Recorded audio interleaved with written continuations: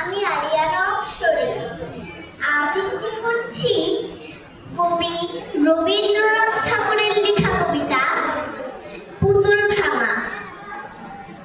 সাতাত্রিশ 27 আমি বলেছি না বলে গুরু মশাই আমার পরে উঠলেন রেগে জ্বলে।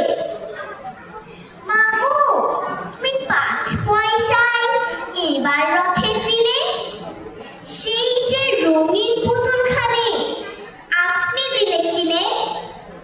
খাতার নিচে ছিল টাকা, দেখালো এক ছেলে।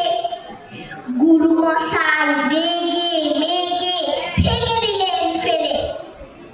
বললেন তোর দিন রাত্রির কেবল যত খেলা, একটু তোর মন বসে না পড়াশোনার বেলা।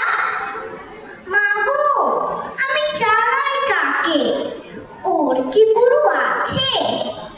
আমি যদি নালিশ করি এক খানিদার কাছে।